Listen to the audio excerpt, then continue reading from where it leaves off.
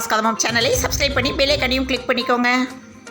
மக்களவைத் தேர்தலில் அதிமுக தேமுதிக கூட்டணியின் வெற்றிக்காக உழைத்த அனைவருக்கும் நன்றி தெரிவித்து தேமுதிக பொதுச் செயலாளர் பிரேமலதா விஜயகாந்த் அறிக்கை விடுத்துள்ளார். செவி மாற்றுத்திறனுடைய மாணவரை ஆர்எம்மின் நன்கொடை கேபாப் நட்சத்திரம் ஆக்கியது. 1 மணி நேரம் பெய்த பலத்த மழையால் ஈரோடு தாளவாடி மலைப்பகுதியில் எரிந்த காட்டுத்தீ அணைந்தது. கர்நாடகா துணை முதல்வரை மு.க. ஸ்டாலின் கண்டிக்காதது ஏன் என அன்புமணி ராமதாஸ் கேள்வி எழுப்பியுள்ளார். கள்ளக்குறிச்சியில் பங்குச்சந்தை வர்த்தகத்தில் நஷ்டம் ஏற்பட்டதால் கர்ப்பிணி மனைவியுடன் வாலிபர் தூக்கிட்டு தற்கொலை செய்து கொண்ட அதிர்ச்சி சம்பவம் அரங்கேறியுள்ளது.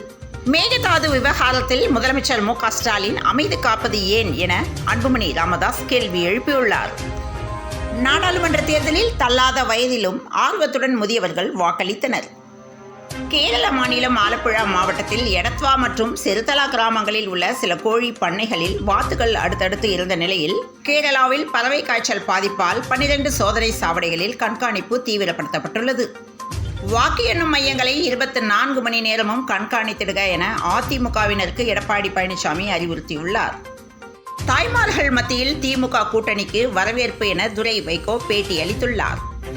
மோசடி வழக்கில் கடந்த 5 ஆண்டுகளாக தலைமறைவாக இருந்து வந்த புதுக்கோட்டை இளைஞர் சென்னையில் கைது செய்யப்பட்டார். அபுதாபியில் 5 ஆண்டுகளாக இருந்துவிட்டு திரும்பிய இளைஞர் சென்னை விமான நிலையத்தில் கைது செய்யப்பட்டுள்ளார். ஒட்டுமொத்தமாக வாக்கு சதவீதம் குறைந்திருப்பது அனைவருக்கும் கவலை அளிக்கக்கூடியதுதான் என தமிழிசை சவுந்தரராஜன் பேட்டி அளித்துள்ளார்.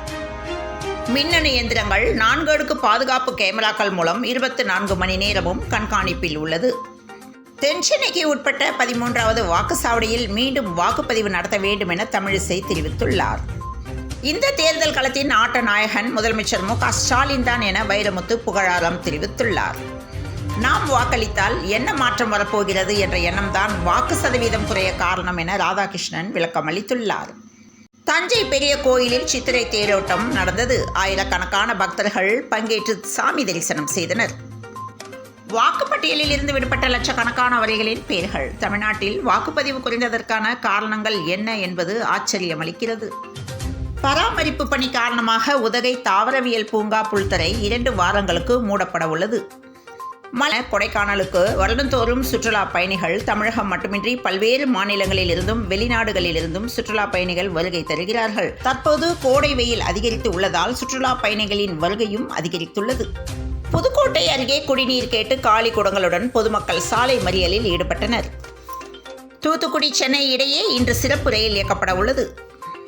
ஓமந்தூரார் பல்நோக்கு மருத்துவமனையில் இதய இடையீட்டு சிகிச்சை ஆய்வகத்தில் 24,000 சிகிச்சைகள் வெற்றிகரமாக மேற்கொள்ளப்பட்டுள்ளன. மதுரையில் மீனாட்சி அம்மன் கோவில் சித்திரை திருவிழாவையொட்டி பூக்கள் விலை உயர்ந்துள்ளது. நாளை மீனாட்சி திருக்கல்யாணம் நடைபெற உள்ளது. வருசநாடு அருகே விளைபொருட்களை கொண்டு செல்வதில் சிரமம் ஏற்பட்டுள்ளது. கைத்தறித்துறை அமைச்சர் காந்தியின் மகன் வந்த கார் கண்ணாடியை உடைத்ததாக பாமகவினர் 6 பேரை போலீசார் கைது செய்துள்ளனர். தமிழகத்தில் பல்வேறு இடங்களில் வெவ்வேறு கோரிக்கைகளை வலியுறுத்தி பொதுமக்கள் தேர்தல் புறக்கணிப்பு போராட்டத்தில் ஈடுபட்டனர். முதல் முறையாக தேர்தலில் வாக்களித்ததால் இலங்கை தமிழர் முகாம் பெண் மகிழ்ச்சி அடைந்துள்ளார். தமிழகத்தில் நாடாளுமன்ற மக்களவைத் தேர்தலுக்கான வாக்குப்பதிவு முடிவடைந்த நிலையில் தேர்தல் பறக்கும் படையினரின் சோதனை நடவடிக்கைகள் நீடிக்கும் என தமிழக தலைமை தேர்தல் அதிகாரி சத்யபிரதா சாஹூ அறிவித்துள்ளார். வாக்களிக்க தவறாதீர்கள் என வாக்காளர்களுக்கு உச்சநீதிமன்ற தலைமை நீதிபதி வேண்டுகோள் விடுத்துள்ளார். பாஜக வேட்பாளர்கள் தோல்விக்கு முன்னுரை பாட தொடங்கிவிட்டார்கள் என கி. வீரமணி அறிக்கை வெளியிட்டுள்ளார். ஈரோடு சத்தியமங்கலம் கிராமத்தில் காட்டு யானை தாக்கி காலம்மா என்ற 70 வயது மூதாட்டி பலியாகியுள்ளார். சென்னையில் ஆபரண தங்கத்தின் விலை சவரனுக்கு இன்று ரூபாய் 40 குறைந்து சவரன் ரூபாய் 55,080க்கு விற்பனை செய்யப்படுகிறது. கிராமுக்கு ரூபாய் 5 குறைந்து 1 கிராம் 6,885 ரூபாய்க்கும் விற்பனை செய்யப்பட்டு வருகிறது. 5 டிகிரி வரை வெப்பநிலை அதிகரிக்க வாய்ப்புள்ளதாக வானிலை ஆய்வு மையம் தகவல் தெரிவித்துள்ளது. தமிழ்நாட்டில் வெப்பநிலை இயல்பை விட அதிகமாக இருக்கக்கூடும் என வானிலை ஆய்வு மையம் எச்சரிக்கை விடுத்துள்ளது. இத்துடன் இந்த செய்திகள் நிறைவடைந்தன. மீண்டும் நாளை காலை செய்தியில் சந்திப்போம். வணக்கம்.